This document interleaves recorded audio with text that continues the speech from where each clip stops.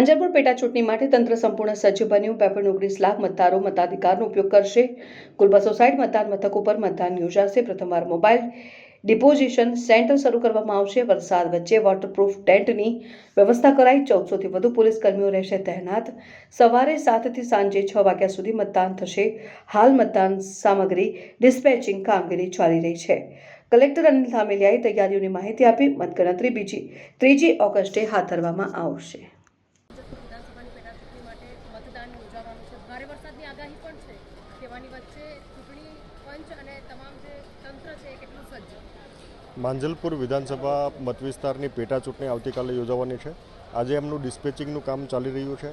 તમામ મતદાન ટુકડીઓ અહીંયા હાજર છે અને થોડી વખતમાં ડિસ્પેચ અહીંથી થઈને એમના પોતાના મતદાન મથક ઉપર જશે। મતદાન મથક ઉપર મતદાન માટેની પૂરતી વ્યવસ્થા અમે કરી છે। ખાસ કરીને તમામ સ્થળો ઉપર સાથી સહાયક અને વોલ્યુન્ટિયર્સ રાખ્યા છે। આ વખતે વિશેષ તકેદારીના ભાગરૂપે અમે ત્યાં દરેક મતદાન મથક ઉપર વેબકાસ્ટિંગની વ્યવસ્થા કરી છે। માઇક્રો ઓબ્ઝર્વર્સ પણ સેન્સિટિવ લોકેશન પર હાજર રહેશે।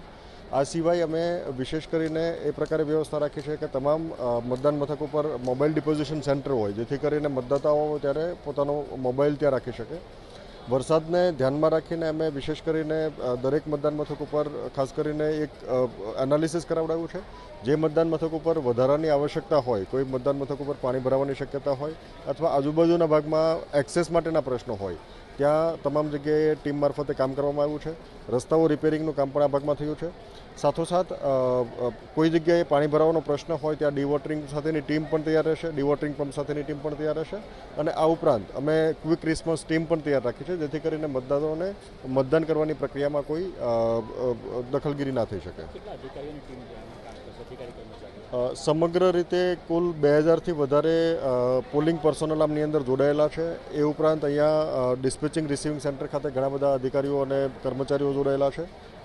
1400થી વધારે પોલીસ કર્મીઓ, CAPF, SRPF વગેરેની ટીમો પણ જોડાયેલી છે। એટલે ખૂબ મોટી સંખ્યામાં કર્મીઓ મતદાનની પ્રક્રિયા ખૂબ નિષ્પક્ષ અને તટસ્થતા થાય તે માટે કટિબદ્ધ છે અને એ માટેના પ્રયત્નો કરી રહ્યા છીએ।